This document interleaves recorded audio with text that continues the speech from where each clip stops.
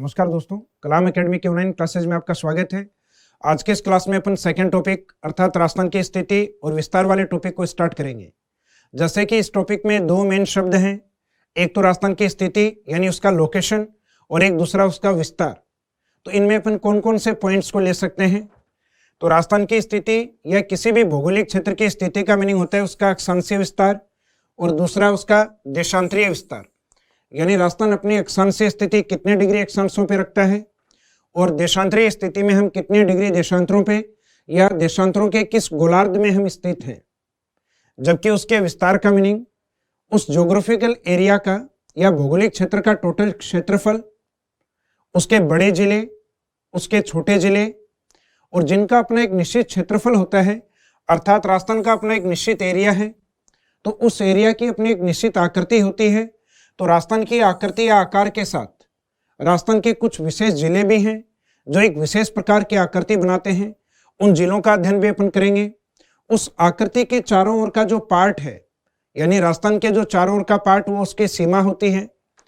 हालांकि राजस्थान की जो सीमा है वो दो रूप में देखने को मिलेगी।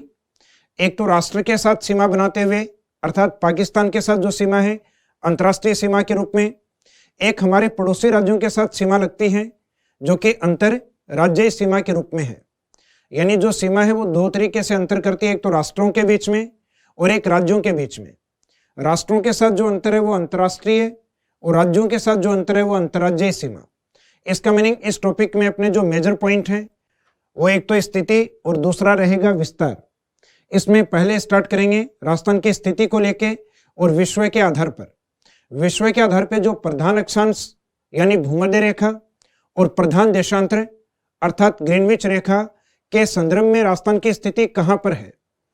तो हम देखते हैं विश्व के आधार पर सामान्यतः जो अपनी पृथ्वी है भूमध्य रेखा यानी जो 0 डिग्री अक्षांश रेखा है उसके आधार पर पृथ्वी को एक तो उत्तरी गोलार्ध में और एक दक्षिणी गोलार्ध में विभाजित किया जाता है।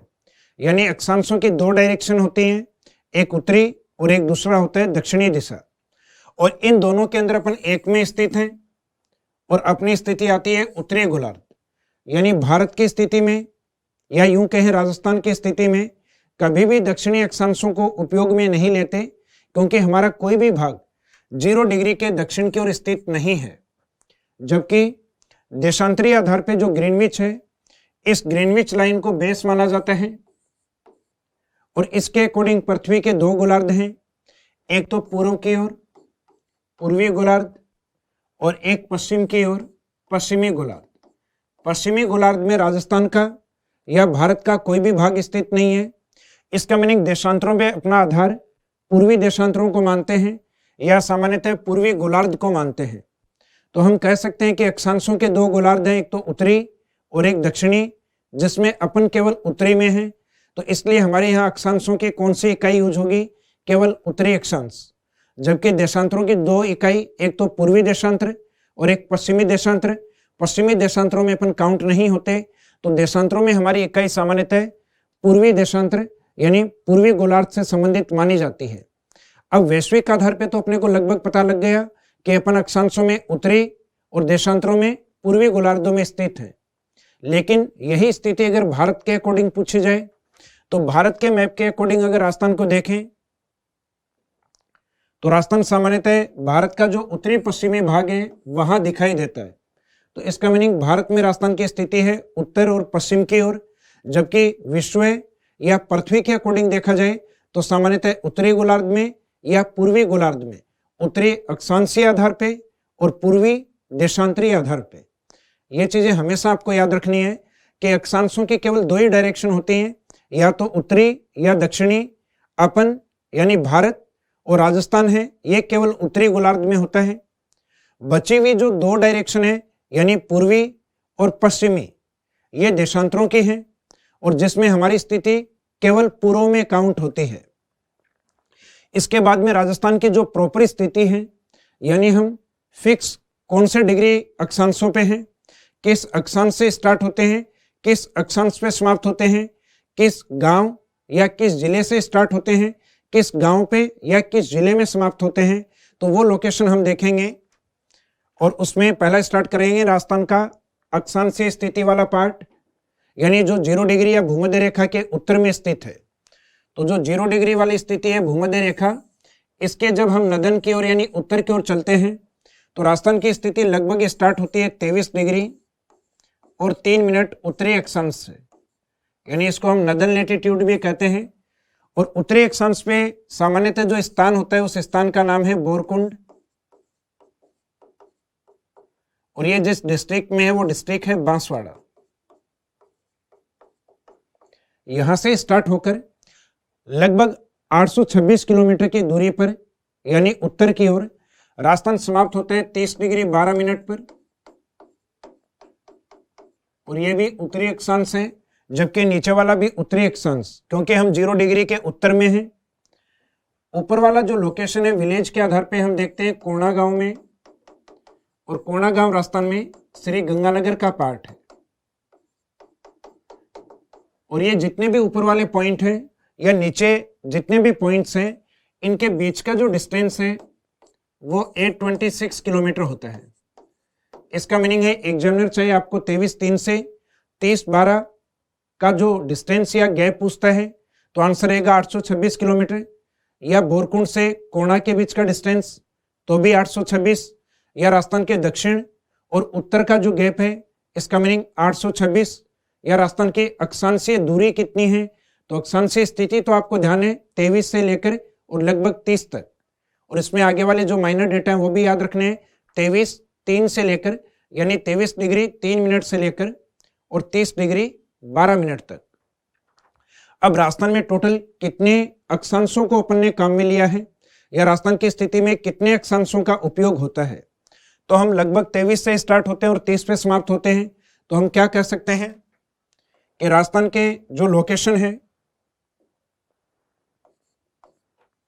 उसमें लगभग 23 से लेकर और जो 30 डिग्री अक्षांश है इनके बीच में 60 डिग्री और कुछ आगे जो बचे हुए हैं वो मिनट में है, तो 7 डिग्री 9 मिनट अक्षांशों में राजस्थान का विस्तार है।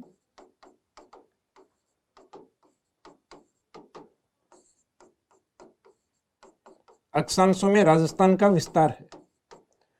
अब उनमें से एक प्रमुख अक्षांश यानी जो 23-3 से और 30-12 के बीच में है, उस एक प्रमुख अक्षांश को नाम दिया जाता है ट्रॉपिक ऑफ कैंसर, अर्थात कर्क रेखा के नाम से या उत्तरी अयनांत के रूप में। तो उसकी स्थिति राजस्थान में कौन से स्थान पर है, तो राजस्थान के मैप के अकॉर्डिंग अगर हम देखें तो अगर ये राजस्थान का दक्षिणी भाग है तो इसके दक्षिण की ओर कहीं ना कहीं अपने नीचे की ओर चलने पर भूमध्य रेखा, और भूमध्य रेखा के ऊपर की ओर आएंगे तो राजस्थान की स्टार्टिंग मानी जाती है 23-3 से 23 डिग्री और 3 मिनट उत्तरी अक्षांश, जबकि इसके उत्तर में आते हैं 23 डिग्री और 30 मिनट, जो कि ये जो नीचे वाली स्थिति है जिसको हम कहते हैं बांसवाड़ा, और बांसवाड़ा के जस्ट ऊपर की ओर जो डिस्ट्रिक्ट है ये है डूंगरपुर। और इन दोनों की जो बाउंड्री बनाते हुए यानी इस वाले पार्ट से जो लाइन है ये होती है अपनी 23 डिग्री और 30 मिनट उत्तरी अक्षांश, जिसे सामान्यतः अपन कर्क रेखा और उत्तरी अयनांत के रूप में देखते हैं, या जिसे ट्रॉपिक ऑफ कैंसर लाइन भी कहा जाता है। इस लाइन पे साल भर में एक बार सूर्य सीधा होता है, और यह समय वो होता है जिस समय हमारे यहाँ ग्रीष्म ऋतु होती है, यानी जब हमारे यहाँ का मौसम अत्यधिक गर्म होता है, जून का समय, और जून में वो डेट होती है 21 जून, जब सूर्य की स्थिति हमारे यहाँ सीधी हो। और इस तिथि को एक विशेष नाम दिया जाता है, इसे कर्क संक्रांति कहा जाता है। कर्क संक्रांति के दिन हमारे यहाँ यानी उत्तरी गोलार्ध की ओर सबसे बड़ा दिन और सबसे छोटी रात, इसका मीनिंग ये हमारा सबसे बड़ा दिन भी है। सबसे बड़े दिन का मीनिंग है सूर्य की रोशनी 24 घंटे में अधिकांश भाग तक रहती है, रात्रि का समय थोड़ा छोटा होता है, तो 24 घंटे में लगभग 13 घंटे और 27 मिनट है का लगभग दिन होता है, और रात्रि का समय लगभग 10 घंटे का होता है। यानी हमारा ये दिन बड़ा है तो इसका मीनिंग रात छोटी होगी। तो ये सबसे बड़ा दिन या सबसे छोटी रात। अगर आप एक चीज को बड़ा बता रहे हैं तो दूसरा भाग है वो छोटा होगा। और इसी दिवस को सन 2015 से अंतर्राष्ट्रीय योगा दिवस के रूप में मान्यता प्राप्त हुई है। तो हाल ही के वर्ष में यानी 2021 के वर्ष में या 2022 के वर्ष में कौन सा योगा दिवस मनाया गया, तो आपको काउंटिंग करनी है 2015 से, यानी 15 में फर्स्ट, और फिंगर काउंटिंग करके आप निकाल सकते हैं कि 2021 या 22 में कौन सा है। हो सकता है एग्जामिनर 23 का पूछ ले, हो सकता है 2020 का पूछ ले, तो 2015 को आपको फर्स्ट मानते हुए और आगे कंटिन्यूस काउंटिंग कर लेनी है। तो कर्क रेखा का राजस्थान में जो संबंध है वो मुख्यतः दो डिस्ट्रिक्ट से है, एक तो बांसवाड़ा से, दूसरा डूंगरपुर। जिस डिस्ट्रिक्ट के मध्य से गुजरती है वो है बांसवाड़ा, या जिस डिस्ट्रिक्ट में अधिकांश गुजरती है वो है बांसवाड़ा। राजस्थान के इन दोनों जिलों में इसका जो टोटल लेंथ है वो अप्रोक्सीमेट 26 किलोमीटर है। यानी राजस्थान में कर्क रेखा की जो एक लगभग या अनुमानित जो लंबाई है वो 26 किलोमीटर है। और इस कर्क रेखा का जो एक निकटतम स्थान माना जाता है या एक सिटी या जो शहर माना जाता है वो राजस्थान की एक रियासत भी रही है। रियासत तो नहीं कहेंगे अपन, वो एक ठिकाने के रूप में है। हालांकि राजस्थान का जो एकीकरण हुआ था उस समय अपने 19 रियासतें और 3 ठिकाने थे। उन ठिकानों में से एक ठिकाना यह भी था जो बांसवाड़ा की ओर था, इसका नाम है कुशलगढ़। कुशलगढ़ इसका निकटतम शहर। यह राजस्थान के लिए निकटतम शहर माना जाता है। जबकि इंडियन ज्योग्राफी में अगर हम पढ़ें तो कर्क रेखा का जो निकटतम शहर है वो उदयपुर सिटी को माना जाता है, जो कि त्रिपुरा में स्थित है। अपने वाला उदयपुर नहीं, त्रिपुरा वाला उदयपुर। त्रिपुरा यानी जो अपने पूर्वी राज्य हैं उनमें से एक स्टेट का नाम है। तो कर्क रेखा संबंधी राजस्थान में जो क्वेश्चन पूछे जा सकते हैं, या तो ये जिन जिलों से गुजरती है उनसे संबंधित, या किस दिन ये सामान्यतः हमारे यहाँ सीधी इसके ऊपर सूर्य होता है, या कर्क रेखा पे कर्क संक्रांति का जो समय वो क्या होता है। तो इस दिवस को आप याद रखिएगा 21 जून को। यह हमारा सबसे बड़ा दिन या सबसे छोटी रात वाला समय। तो दिवस के रूप में पूछें तो कर्क संक्रांति, और वो डेट के रूप में पूछें तो डेट एक फैक्ट है जो आपको रटना होगा 21 जून को। सूर्य की किरणें कर्क रेखा के उत्तर में जाते हैं, वैसे वैसे तिरछी होंगी, क्योंकि ये सामान्यतः आपको पता है कि भूमध्य रेखा के नजदीक वाले जो स्थान है वहां सामान्यतः सूर्य की किरणें सीधी होती हैं, जबकि ध्रुवों की ओर जाने पर ये धीरे धीरे तिरछी होती हैं। तो राजस्थान के उत्तर की ओर अर्थात गंगानगर की ओर राजस्थान में सूर्य सर्वाधिक तिरछा होता है, जबकि दक्षिण यानी बांसवाड़ा की ओर अगर हम बात करें तो सूर्य सामान्यतः अन्य जिलों की तुलना में अधिक सीधा होता है।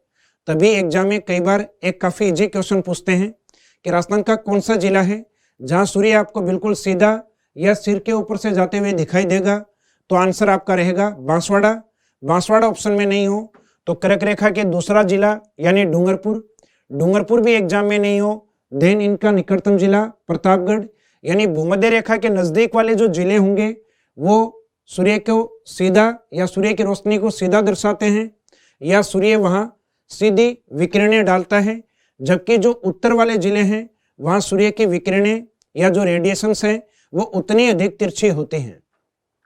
इसके बाद नेक्स्ट पॉइंट होता है राजस्थान का देशांतरीय स्थिति या देशांतरीय विस्तार।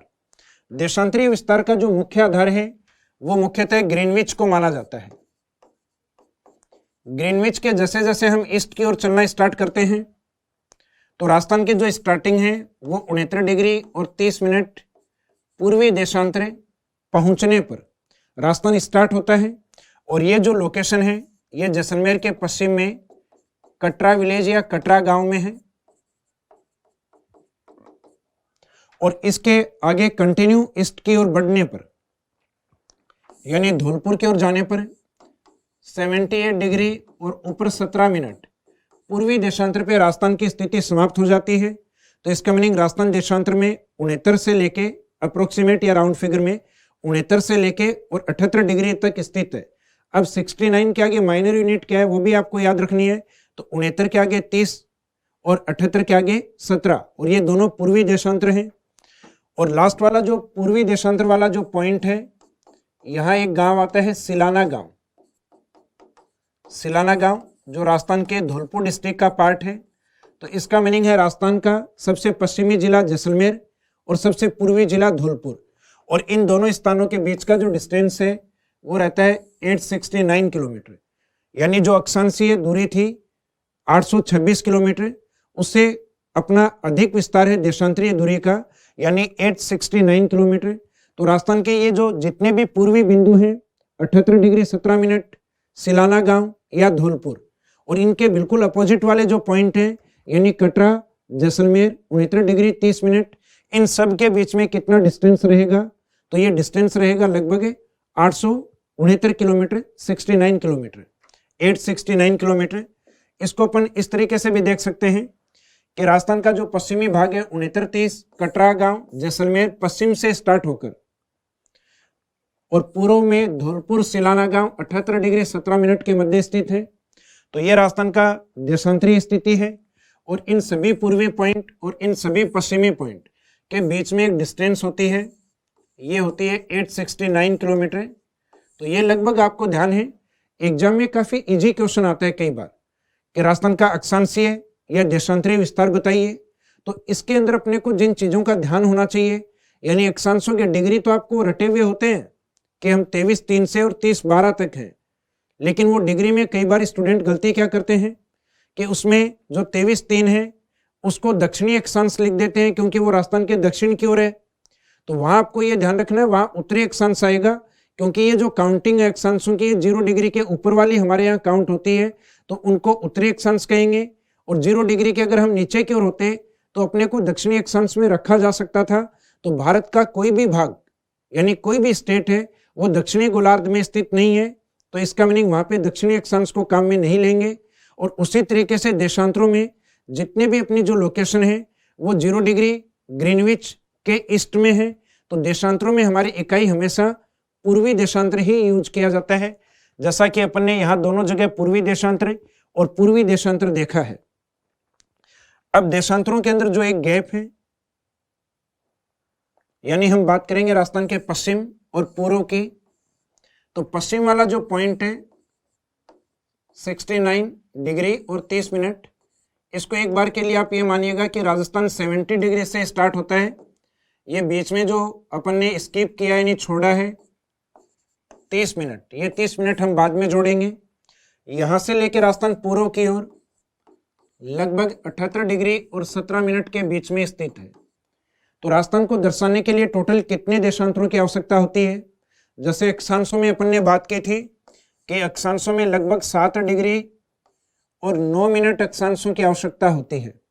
तो उसी तरीके से अगर देशांतरों में पूछे तो 70 से ऊपर वाले काउंट कर लो, कितने होंगे? 8 डिग्री और 17 मिनट, और कुछ मिनट अपन ने इधर छोड़ दी थी 30 मिनट, तो उन 30 मिनट को भी इसमें ऐड कर लीजिएगा। तो टोटल गैप होता है देशांतरों में 8 डिग्री और 47 मिनट का। इसका मीनिंग राजस्थान को दर्शाने के लिए लगभग कितने देशांतरों की आवश्यकता होती है? तो लगभग या राउंड फिगर में अगर एग्जाम में क्वेश्चन पूछा जाता है तो आप क्या आंसर बताएंगे? राउंड फिगर में जैसे कि ऑप्शन दिए गए आपको 8 डिग्री में, 9 डिग्री में, 10 डिग्री में या 11 डिग्री में राजस्थान लगभग कितने देशांतरों में स्थित है? तो अपने को पता है फिक्स 8 डिग्री और 47 मिनट, यानी आपको ये दो मेजर डेटा याद हैं तो अपन प्लस माइनस करके निकाल सकते हैं। तो अपने को तो डेटा भी याद है 8 डिग्री और 47 मिनट। तो डिग्री के आगे वाली जो इकाई है वो अगर 30 मिनट से ऊपर चली जाती है तो अपन जो डिग्री का जो वैल्यू दिया हुआ है इसको नेक्स्ट नंबर में कन्वर्ट कर देंगे, यानी 8 डिग्री है तो उसको 9 डिग्री बोलेंगे, लेकिन ये बोलेंगे तभी जब आगे वाली मिनट है वो 30 या 30 से अधिक हो। तो यहाँ बिल्कुल अधिक है, तो आंसर अपना रहेगा लगभग राजस्थान 9 डिग्री देशांतरों में है। और राजस्थान कितने अक्षांशों में है? तो अक्षांशों के अंदर भी इसी तरीके से ऑप्शन दिए जाए आपको राउंड फिगर में 7 डिग्री, 8 डिग्री, 9 डिग्री और 10 डिग्री। तो इसमें आपका आंसर क्या रहेगा? तो अपने को पता है राजस्थान में टोटल कितने अक्षांश हैं, तो 7 डिग्री और 9 मिनट। तो आगे वाली जो यूनिट है ये 30 मिनट नहीं है, और 30 मिनट नहीं है तो डेटा को एज इट इज वो का वही रखेंगे अपन। तो राजस्थान लगभग 7 डिग्री अक्षांशों में स्थित है और देशांतरों में लगभग 9 डिग्री देशांतरों में स्थित है। तो अक्षांशीय विस्तार है वो कम में है और डिस्टेंस भी उसका कम था 826 किलोमीटर, जबकि देशांतरीय दूरी अर्थात पश्चिम पूर्व की दूरी 869 किलोमीटर। अब देशांतरों का टोटल कितना यूज होता है ये हमने देख लिया, लगभग 8 डिग्री और 47 मिनट देशांतरों का यूज होता है। उसके बाद देशांतरों का जो इम्पोर्टेंस है वो चाहे हमारे यहाँ हो, चाहे भारत में, चाहे विश्व के अंदर, वो एक राजस्थान की स्थिति यानी पूर्व पश्चिम की स्थिति तो दर्शाता ही है, साथ में टाइम और डेट को भी दर्शाता है। इस आधार पे देशांतर रेखाओं को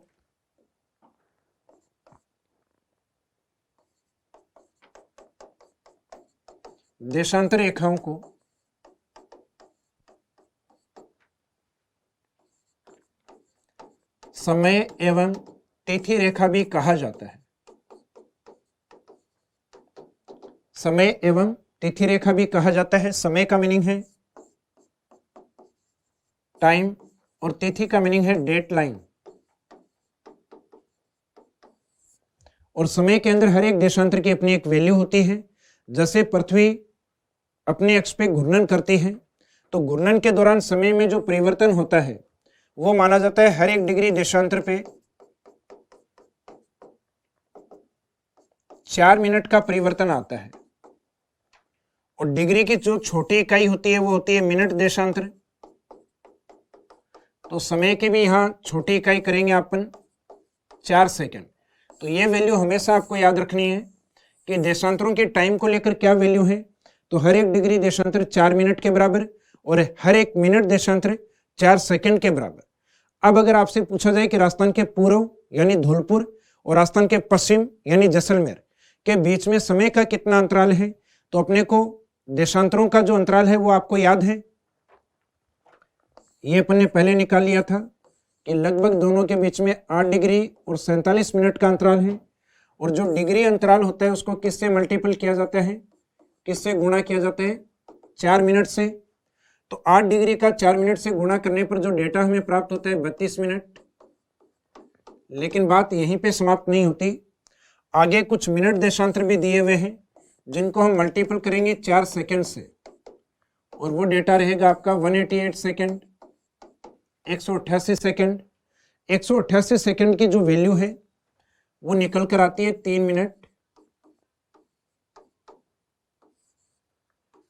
मिनट और 8 सेकंड के बराबर, क्योंकि हर 60 सेकंड का 1 मिनट बनता है, 120 सेकंड के 2 मिनट और 180 सेकंड के 3 मिनट।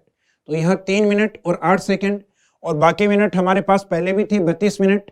तो इसका मीनिंग राजस्थान के पूर्व और पश्चिम का जो समय का अंतराल है वो अप्रोक्सीमेट 35 मिनट और 8 सेकंड का होगा। इसका मीनिंग ये है कि हमारे इंडिया का क्लॉक या घड़ी एक ही है। तो जो समय हमारे यहाँ जैसलमेर में है वो समय हमारे धौलपुर में है। लेकिन कौन सी स्थिति परिवर्तित होती है, जैसे धौलपुर यानी राजस्थान का पूर्वी भाग सूर्य के सामने है तो यहाँ पे सूर्य उदय हो चुका है सुबह 6 बजे, लेकिन जैसलमेर में सुबह 6 बजे अभी सूर्य उदय नहीं हुआ। तो जैसलमेर के जो देशांतर आते आते लगभग 8 डिग्री और 47 मिनट यानी 35 मिनट का एक्स्ट्रा टाइम लगता है। तो सुबह अगर धौलपुर में 6 बजे सूर्य उदय होता है तो जैसलमेर में कितने बजे होगा, तो जो काम धौलपुर में 35 मिनट पहले होगा वो जैसलमेर में 35 मिनट बाद होगा। तो यहाँ सुबह 6 बजे होता है तो जैसलमेर में सूर्योदय 6:35, और जहाँ सूर्योदय पहले होगा वहाँ सूर्यास्त भी पहले होगा, यानी जहाँ सनराइज फर्स्ट होता है सनसेट भी वहाँ फर्स्ट होगा। और सूर्योदय बाद में होता है सबसे लास्ट में जैसलमेर, तो वहाँ सूर्यास्त भी सबसे अंत में होता है। तो धौलपुर और जैसलमेर का जो टाइम गैप है, सूर्योदय या सूर्यास्त जो गैप है, वो टाइम आपको याद रखना है। या तो इस तरीके से याद रखिएगा कैलकुलेशन के तरीके से, और कैलकुलेशन अगर समझ में नहीं आए तो सिर्फ वो एक ही टाइम है तो वो आप रट लीजिएगा, लगभग 35 मिनट। एग्जाम में कई बार इसको और भी ज्यादा राउंड फिगर यानी 35 मिनट के अलावा एग्जाम में ये 36 मिनट भी देखने को मिलता है, लेकिन 35 और 36 ये दोनों अगर एग्जाम में आते हैं तो ज्यादा करेक्ट आंसर आपका 35 मिनट रहेगा। इसके बाद में हम देखते हैं एक कॉन्सेप्ट आता है राजस्थान के अंदर मिड विलेज को लेकर, मध्य गांव को लेकर। तो मध्य गांव का कॉन्सेप्ट क्या है, तो हम देखते हैं कि राजस्थान सामान्यतः ये पतंगाकार आकृति में हम राजस्थान को माने और इसके बारे में कहें कि इसको इक्वल पोर्शन में डिवाइड करना है, तो एक तरीका तो ये हो सकता है कि अक्षांशों के अकॉर्डिंग डिवाइड करें और एक तरीका ये हो सकता है देशांतर के अकॉर्डिंग डिवाइड करें। तो दोनों के आधार पे करें तो ये दोनों रेखाएं जो एक दूसरे को क्रॉस करते हुए होती हैं, ये राजस्थान के मिड या सेंटर में एक दूसरे से मिलेंगी और ये राजस्थान का जो मिड है या जो मध्य है ये किसी गांव में है, इस कारण इसको कहा जाता है मध्य गांव। तो एक तो ये मध्य गांव कौन सा है ये आपको पता होना चाहिए और ये कौन से डिस्ट्रिक्ट या जिले में है। तो इस गांव का जो रेवेन्यू बोर्ड के पास रिकॉर्ड है उसमें तो इस गांव का नाम लिखा गया है लापोलाई विलेज। लापोलाई, तो क्या लाई? लापो, तो लापोलाई इस विलेज या गांव का नाम है और इस जिले का नाम रहेगा राजस्थान का मध्यवर्ती जिला नागौर। जबकि यही चीज आज वर्तमान के सैटेलाइट से देखे जाए यानी उपग्रहों से अगर देखी जाए तो ये अपने को देखने को मिला है गगराना विलेज। तो सैटेलाइट सर्वे के अनुसार राजस्थान का जो मध्यवर्ती गांव है वो गगराना और वो भी नागौर में स्थित है। तो इसका मीनिंग ये तो तय है कि राजस्थान का मध्यवर्ती जिला नागौर है, लेकिन सैटेलाइट वाला और जो पुराने रिकॉर्ड वाला अगर दोनों एग्जाम में आते हैं तो आपको लेटेस्ट वाला यानी गगराना को आंसर मानना है। तो सैटेलाइट के अकॉर्डिंग सैटेलाइट सर्वे के अनुसार मध्य गांव ये रहेगा गगराना। गगराना भी नागौर में स्थित है और इन दोनों में ज्यादा ऑथेंटिसिटी यानी जो ज्यादा मान्यता प्राप्त रहेगा वो रहेगा आपका गगराना, यानी ये ज्यादा सटीक है।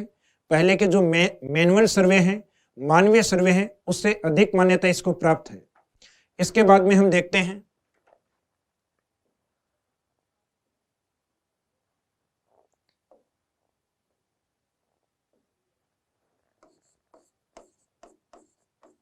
इस चैप्टर का सेकंड पोर्शन यानी राजस्थान की स्थिति के बाद में इसके विस्तार का पार्ट। और विस्तार में जैसा कि आपको बताया था अपन 3 पॉइंट्स को कवर करेंगे। एक तो क्षेत्रफल को लेकर, फिर राजस्थान के आकार या आकृति को लेकर, साथ में कुछ विशेष जिले उनकी आकृतियों को, और फिर लास्ट में जो बचा हुआ पार्ट है यानी जिसमें राजस्थान की सीमा को हम कवर करेंगे। तो राजस्थान के क्षेत्रफल की बात जब स्टार्ट होती है तो राजस्थान का क्षेत्रफल सामान्यतः 2 यूनिट या 2 इकाइयों में आपको याद रखना है। एक तो वर्ग किलोमीटर इकाई के अंदर, जिसमें डेटा 3,42,239 वर्ग किलोमीटर होगा, जबकि वर्ग किलोमीटर से बड़ी इकाई वर्ग मील या माइल स्क्वायर होता है। उसके अंदर डेटा आपको छोटा याद रखना होगा 132, 139, यानी इसमें 2 डिजिट, एक 32 और एक 39 को याद रखना है। तो इनको कभी भी इस तरीके से नहीं रटे आगे वाली को कि 1,32,139, वहां हर एक शब्द को आपको या हर एक डेटा को आपको याद रखना पड़ता है। तो इसका मीनिंग उसको 2 डिजिट में याद रखें 132 और 139 के अंदर। तो माइल बड़ी इकाई होती है। जैसे मैं किसी व्यक्ति को कहता हूं कि मैं ए पॉइंट से और बी पॉइंट तक जाता हूं तो मेरे को 1 किलोमीटर की दूरी तय करनी होती है। और यही चीज अगर मैं मीटर में बोलूं तो इसमें मीटर में मेरे को 1000 मीटर बोलना होगा। तो इसका मीनिंग जिसका डेटा ज्यादा बड़ा है वो इकाई छोटी है। तो जैसे वर्ग किलोमीटर है उसमें डेटा अपने को 3,42,000 बोलना पड़ता है, तो वो छोटी इकाई है जिसमें डेटा बड़ा है। और माइल स्क्वायर ये बड़ी यूनिट या बड़ी इकाई है जिसका डेटा सामान्यतः छोटा होता है। अब राजस्थान के क्षेत्रफल की तुलना अपन अगर भारत से करें तो भारत का जितना भी क्षेत्रफल है उसमें राजस्थान का योगदान केवल 10.41% माना जाता है। केवल तो हम नहीं कहेंगे क्योंकि ये भारत का 1/10वां हिस्सा है। यानी राजस्थान जैसे 10 राज्य होते तो पूरे भारत का निर्माण हो जाता। तो पूरे भारत में राजस्थान का कितना योगदान है? 10.41%। और इतना योगदान करने वाला देश का सबसे बड़ा राज्य है, यानी क्षेत्रफल में हमें जो रैंक प्राप्त है वो देश में फर्स्ट रैंक है। और ये रैंक हमें कब से है? तो पहले अपने से बड़ा मध्य प्रदेश स्टेट हुआ करता था 1 नवंबर 2000 तक, 1 नवंबर सन 2000 तक। और जैसे ही मध्य प्रदेश का डिवाइडेशन हुआ छत्तीसगढ़ के रूप में यानी उसका विभाजन हुआ, उस दिन से यानी 1 नवंबर 2000 से अपन सबसे बड़े राज्य के रूप में आ गए और उसके बाद में एमपी देश का दूसरा बड़ा राज्य बना। फिर अपनी जो तुलना है राजस्थान के जो बड़े और छोटे जिलों की है, अगर वो हम करें तो राजस्थान के अंदर सामान्यतः जो बड़े जिले हैं उनको हम देख सकते हैं एक ट्रिक के माध्यम से, जिसमें हम कहते हैं JBBJ। तो JBBJ का मीनिंग यहां रहेगा राजस्थान का सबसे पश्चिमी या सबसे बड़ा जिला है जैसलमेर। उसके बाद में जो 2B और B हैं उसमें सैटेलाइट सर्वे में या जो नवीनतम डेटा है उसमें बीकानेर को बड़ा माना गया है। वो अपनी फॉरेस्ट रिपोर्ट जो आई है या अपनी जो पशुगणना की जो रिपोर्ट है उनमें भी बीकानेर का एरिया बड़ा और बाड़मेर का एरिया छोटा दिया गया है। तो यहाँ पे अब अपने को सीरियल चेंज करना होगा। तो पहले अपन जैसलमेर के बाद दूसरा बड़ा बाड़मेर को मानते थे, लेकिन अब जो आपकी काउंटिंग होगी पहला J, फिर 2B, फिर पश्चिमी राजस्थान का जो संभाग मुख्यालय अर्थात जोधपुर। तो इन डिस्ट्रिक्ट का जो क्रम है उसमें ऊपर वाला J जैसलमेर को, फिर B और B इनमें पहला रहेगा बीकानेर। तो सेकंड कौन सा हो गया फिर, यानी B के अंदर सेकंड। और वैसे थर्ड नंबर डिस्ट्रिक्ट जो बड़े में काउंट होता है बाड़मेर। नंबर 4 पे रहेगा जोधपुर। जैसलमेर का जो एरिया है वो आपको याद रखना है 38,401 वर्ग किलोमीटर। जो मैक्सिमम एरिया वाले जो डिस्ट्रिक्ट हैं उसमें कम से कम 2 आपको याद हों, और 2 ऊपर वाले जो डेटा है ये 30 प्लस के हैं। तो एक 38 पे है और एक दूसरा है 30 पे, 30 to 39 यानी 30,239 वर्ग किलोमीटर। फिर हम बात करेंगे राजस्थान के सबसे छोटे जिलों की। तो छोटे जिले इसके अपोजिट में,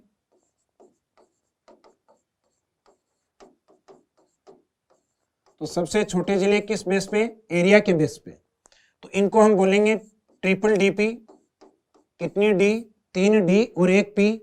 तो जैसलमेर का बिल्कुल अपोजिट D कौन सा होता है, धौलपुर। फिर धौलपुर का एक पड़ोसी है दौसा, फिर एक D राजस्थान के दक्षिण में अर्थात डूंगरपुर, और P पे रहेगा प्रतापगढ़ डिस्ट्रिक्ट।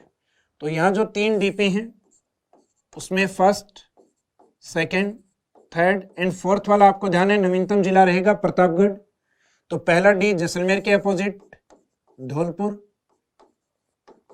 फिर इसी का पड़ोसी एक D दौसा, फिर D राजस्थान में एक ही बसता है डूंगरपुर। धौलपुर का जो एरिया है इसको हम देखते हैं 3034 के रूप में, यानी 3034 वर्ग किलोमीटर। नेक्स्ट वाले में 32 जो आगे डेटा है धौलपुर का उसको पहले लेंगे, यानी 34 और 32 वर्ग किलोमीटर। तो कम से कम 2 डिस्ट्रिक्ट का एरिया आपको याद हो, धौलपुर का 3034 यानी 3034 वर्ग किलोमीटर, और नेक्स्ट वाले में बोलेंगे 34-32 वर्ग किलोमीटर। अब राजस्थान का जो सबसे बड़ा जिला है जैसलमेर, इसको अगर राजस्थान से हम कंपेयर करें, यानी राजस्थान जो 100% है कितना है, 3,42,239। उस 100% का एक बार के लिए आप 10% देखिएगा कितना परसेंट होगा या कितना एरिया होगा।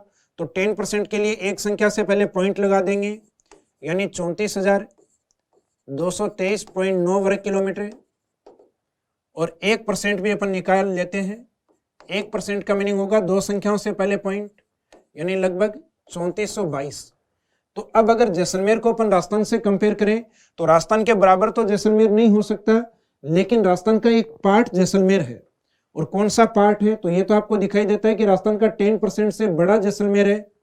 तो एक बार के लिए 10% ले लेते हैं 34,000, फिर उसमें 1% और ऐड करते हैं, यानी लगभग 3,500। तो इसका मीनिंग है फिर भी जैसलमेर बड़ा है 11% के बाद भी। तो राजस्थान के टोटल एरिया में अकेले जैसलमेर का योगदान होता है 11.22%।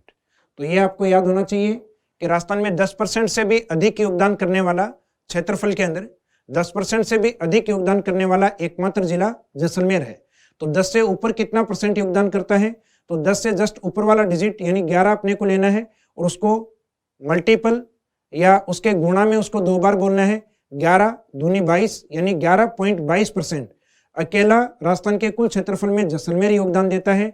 जबकि इसके बिल्कुल अपोजिट जो धौलपुर डिस्ट्रिक्ट है वो राजस्थान के 1% यानी 3422 से भी छोटा है।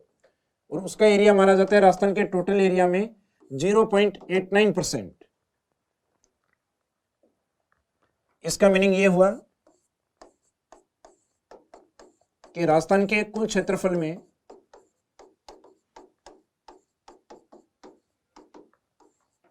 जो जैसलमेर है उसका योगदान आपको ध्यान रखना है, एक तो 11.22%, और इसमें यह भी याद रखना है कि 10% से अधिक क्षेत्रफल वाला एकमात्र जिला कौन सा है, तो एकमात्र जिला जैसलमेर ही है 10% से अधिक, और 10 से ऊपर कितना है तो वो अपने को देख लेना, 11.22% है। फिर दूसरा पॉइंट, राजस्थान के कुल क्षेत्रफल में धौलपुर का योगदान, यानी जिसका योगदान सबसे कम है, वो है 0.89%। 1% से भी कम क्षेत्रफल वाला एकमात्र जिला, तो 1% से भी कम का योगदान करता है धौलपुर। फिर एग्जामिनर यहाँ क्वेश्चन निकालता है कि जो सबसे बड़ा जिला है जैसलमेर और सबसे छोटा जिला है धौलपुर, उनके एरिया में कितना अंतराल है, यानी धौलपुर से कितना गुना बड़ा जैसलमेर है, या जैसलमेर का कौन सा भाग धौलपुर है। तो दोनों तरफ चाहे किधर भी पूछे, धौलपुर से जैसलमेर कितना गुना बड़ा है या जैसलमेर का कौन सा भाग धौलपुर है, दोनों में डेटा एक ही रहेगा। तो जैसलमेर धौलपुर से 12.66 गुना है, यानी इसके एरिया का इतना मल्टीपल है। धौलपुर को आप 12.66 से गुणा करेंगे तो जैसलमेर का एरिया आएगा, या जैसलमेर के एरिया को 12.66 से डिवाइड करेंगे, भाग देंगे, तो धौलपुर का एरिया आएगा। यानी एग्जामिनर जब बड़े जिले और छोटे जिले के बीच में कंपैरिजन करवाने लगे तो आपको ये कितना डेटा के रूप में रखना है, तो ये डेटा रखना है आपको 12.66। तो राजस्थान का जो सबसे बड़ा जिला है जैसलमेर, वो राजस्थान के टोटल एरिया में कितना % योगदान करता है, तो जो 4 बड़े जिले हैं उसमें जैसलमेर का योगदान 11.22%। सबसे छोटे जो जिले हैं उनमें सबसे छोटे जिले का योगदान है 0.89%, और इस बड़े और छोटे के बीच में अगर कंपैरिजन देखा जाए तो वो रहेगा आपका 12.66। इसको आगे कुछ ही नहीं बोलना है, एग्जामिनर जैसा क्वेश्चन में देगा उसका मीनिंग वही लिया जाएगा। अगर धौलपुर का जैसलमेर कितना गुना बड़ा है तो इसका मीनिंग गुना लिया जाएगा, या जैसलमेर का कौन सा भाग धौलपुर है तो आंसर वही रहेगा 12.66, तो इसको भाग के रूप में लिया जाएगा। इसके बाद में राजस्थान की तुलना हम करते हैं विश्व से।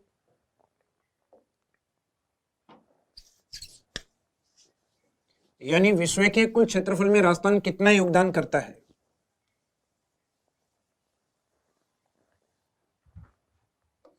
तो विश्व का मीनिंग सामान्यतः महाद्वीप से लिया जाता है, यानी जितने भी महाद्वीप हैं उन सभी महाद्वीपों को मिला के अपन विश्व कहते हैं। जबकि महाद्वीप और महासागर दोनों को अगर ऐड कर दें तो उसे अर्थ या पृथ्वी कहा जाता है। तो विश्व के क्षेत्रफल में राजस्थान का योगदान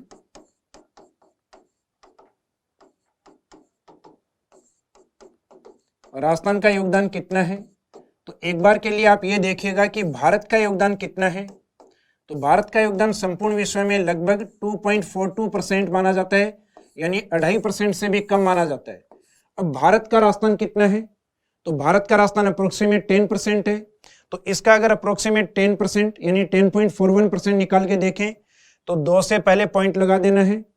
तो इसका मीनिंग एक राउंड फिगर हम ले सकते हैं 0.25%, यानी राजस्थान के कुल क्षेत्रफल का जो विश्व के अंदर जो योगदान है, यानी विश्व के कुल क्षेत्रफल में राजस्थान का जो योगदान है वो अप्रोक्सीमेट अपन 1% का चौथाई हिस्सा मान सकते हैं, यानी 0.25%।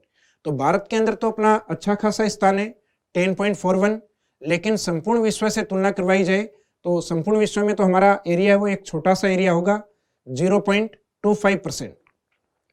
फिर विश्व के कुछ इंपॉर्टेंट कंट्रीज हैं जिनसे हमारी तुलना करवाई जाए तो जर्मनी जो कंट्री यूरोप का है उसके राजस्थान अप्रोक्सीमेट इक्वल टू, यानी लगभग बराबर सा माना जाता है।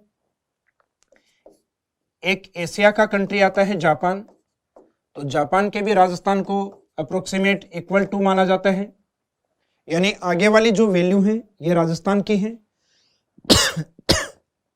सॉरी। जबकि कुछ कंट्री हैं जिनसे हम बड़े हैं, जैसे हमारे यहाँ लगभग 200 साल तक शासन किया था ब्रिटेन ने, 200 साल तक शासन किया था ब्रिटेन ने, उसके हम 2 गुना हैं, उसका राजस्थान 2 गुना है, यानी राजस्थान 2 टाइम मल्टीपल है, एक राजस्थान से 2 ब्रिटेन बनाए जा सकते हैं। उसके बाद हम बात करें श्रीलंका से तुलना की, तो राजस्थान 5 गुना है, यानी एक राजस्थान से 5 श्रीलंका बनाए जा सकते हैं। और जब बात हम इजराइल की करते हैं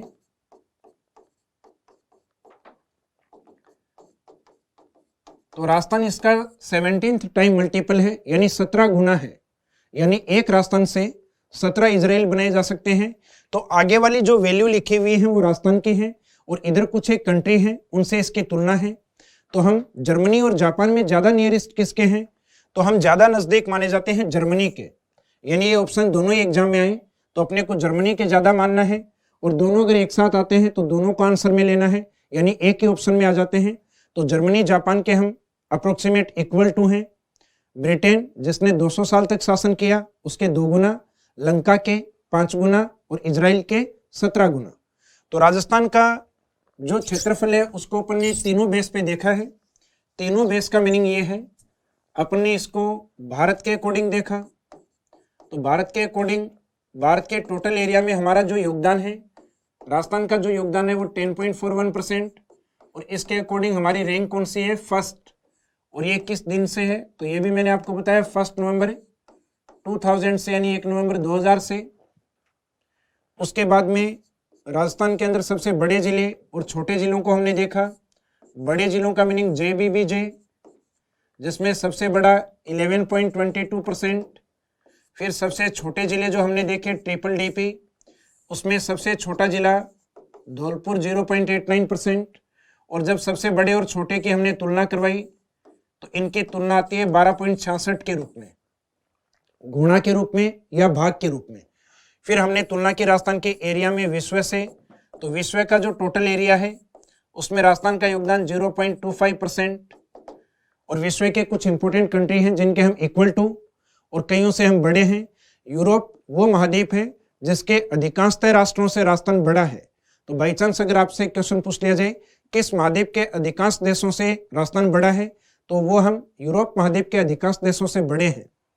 इसके बाद में आता है राजस्थान की जो आकृति है, तो राजस्थान की जो आकृति है वो किस प्रकार की है, तो राजस्थान की आकृति है या राजस्थान का जो आकार वाला पार्ट है, यानी राजस्थान के विस्तार में दूसरा पॉइंट है। अब अपना चैप्टर का सेकंड पॉइंट था राजस्थान का विस्तार, जिसमें अपन ने क्षेत्रफल वाले पार्ट को कंप्लीट कर लिया है। क्षेत्रफल के बाद में आकार, तो आकार सबसे पहले अगर राजस्थान की बात करें तो राजस्थान के आकार को जनरली कहा जाता है रोम्बस। रोम्बस का हिंदी मीनिंग होता है विषम कोणीय चतुर्भुज। विषम कोणीय चतुर्भुज, या ये शब्द एग्जाम में उपस्थित नहीं हो, रोम्बस या विषम कोण, तब राजस्थान को जनरली हम पतंगाकार भी मान सकते हैं, यानी एक काइट शेप या पतंग की आकृति में है। लेकिन जब तक रोम्बस या विषम कोण, रोम्बस को हिंदी में विषम कोण कहते हैं, तो अगर जब तक रोम्बस या विषम कोण है तब तक आंसर वही रहेगा, क्योंकि जिस व्यक्ति ने ये नाम दिया है उसने रोम्बस ही बोला है, यानी विषम कोण चतुर्भुज। और जिस व्यक्ति के द्वारा राजस्थान को नाम दिया गया है वो है TH हेंडले। फिर राजस्थान के कुछ इंपोर्टेंट डिस्ट्रिक्ट हैं जो विशेष आकृतियों में है। उसमें हम सबसे पहले जो गणितीय आकृति वाले जिले हैं उनको कवर करेंगे। तो गणितीय आकृति के अंदर एक तो आपका अधिकांशतः अजमेर संभाग होता है, नागौर को छोड़कर। तो स्वयं जो अजमेर है इसकी आकृति है वो आपको देखने पे त्रिभुजाकार, यानी ट्रायंगल शेप। इसके जस्ट नीचे जो भीलवाड़ा है वो देखने में आपको लगभग जिस आकृति में दिखाई देगा वो है रेक्टेंगल शेप, अर्थात आयत आकार में।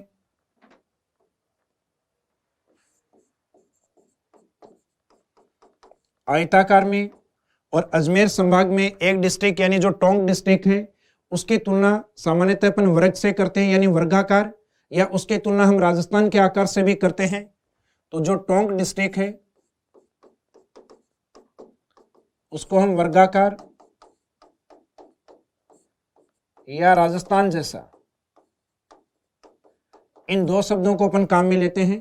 तो वर्गाकार या राजस्थान जैसा टोंक है, आयताकार आकृति है वो भीलवाड़ा की है, और अजमेर वो त्रिभुजाकार आकृति में है। जैसलमेर में कई भुजाएं आती हैं, तो इसे सामान्यतः सप्त बहुभुजाकार या बहुभुजाकार डिस्ट्रिक्ट माना जाता है।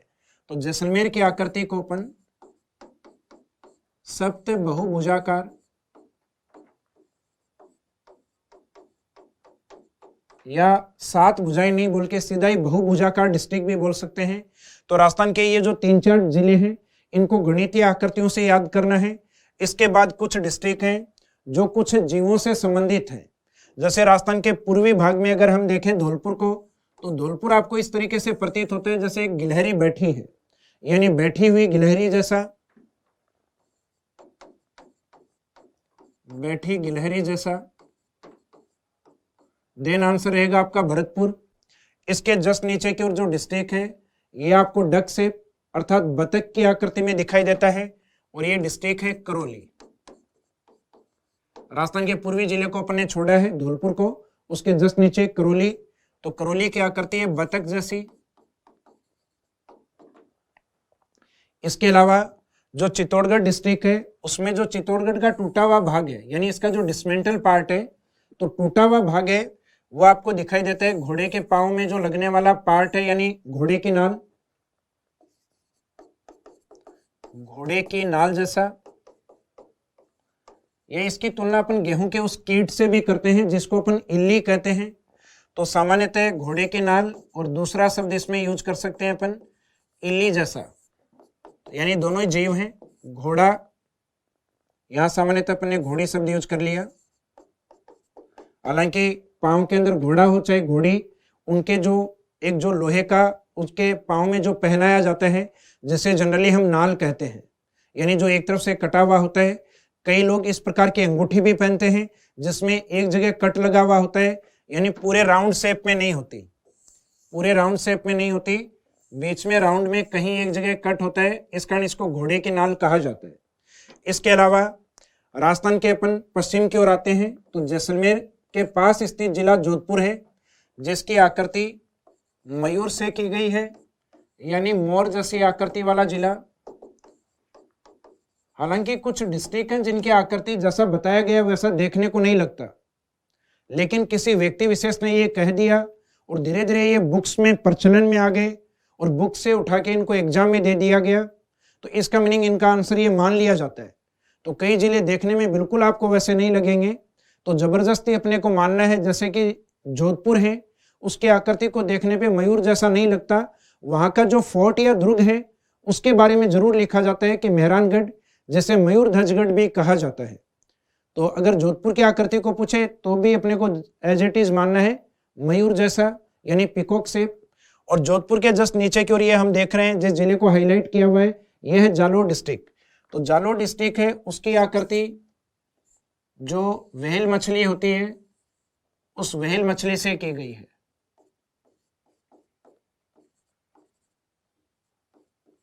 तो व्हेल मछली जैसा जिला, तो इसमें आंसर रहेगा आपका जालोर डिस्ट्रिक्ट। इसके अलावा कुछ विशेष आकृति के जिले और भी हैं, जैसे कि राजस्थान के उत्तर में हम हनुमानगढ़ को देखें तो यह आपको चेयर शेप में अर्थात कुर्सी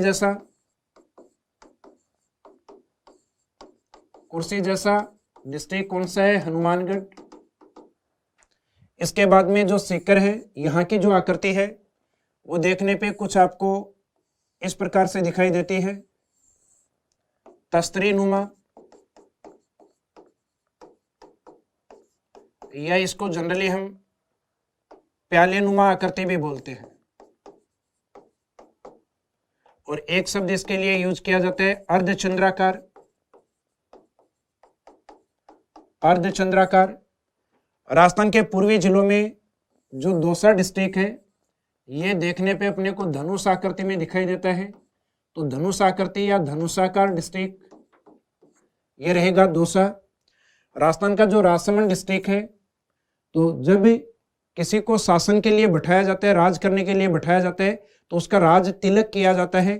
तो राजसमंद भी कुछ तिलक की आकृति वाला जिला है। तो इसको हम कहते हैं तिलक आकार।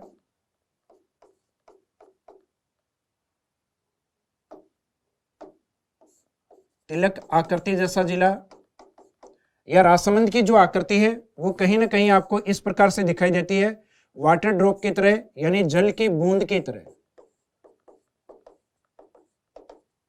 तो जल की बूंद जैसा जिला या तिलक जैसा जिला, तो आंसर रहेगा राजसमंद। और इसके जस्ट नीचे की ओर जो उदयपुर डिस्ट्रिक्ट है उसकी तुलना की जाती है एक महाद्वीप अर्थात ऑस्ट्रेलिया से। ऑस्ट्रेलिया का आकार सामान्यतः कुछ इस प्रकार का होता है, तो उससे मैच करता हुआ राजस्थान का कौन सा डिस्ट्रिक्ट मान लिया जाता है? उदयपुर। तो उदयपुर की आकृति ऑस्ट्रेलिया जैसी, राजसमंद की आकृति तिलक या फिर वाटर ड्रॉप की तरह, सीकर है वो तस्तरीनुमा, अर्धचंद्राकार या प्यालेनुमा, राजस्थान में धनुष आकृति में, दौसा डिस्ट्रिक्ट, कुर्सी जैसा, हनुमानगढ़ डिस्ट्रिक्ट। तो यहाँ तो कुछ वस्तुओं की बात हुई है या कुछ कंट्री है जिससे हमारी तुलना हुई है। इससे जस्ट पहले अपन ने कुछ जीव या पशु पक्षियों से अपन ने तुलना की थी, और उससे पहले कुछ गणितीय आकृति। तो आपको याद इसी तरीके से रखना है कि कुछ गणितीय आकृतियों जैसे, कुछ जीवों जैसे और कुछ वस्तुओं जैसे डिस्ट्रिक्ट हैं वो कौन कौन से हैं। तो ऐसे इनको याद रखना थोड़ा सा आसान रहेगा। इसके बाद में जो एक पोर्शन बचा हुआ इस टॉपिक का, उसे हम अपनी नेक्स्ट क्लास में कवर करेंगे, जिसमें रहेगा राजस्थान की सीमा वाला पार्ट। इस क्लास को अपन यहीं विराम देते हैं। Thank you.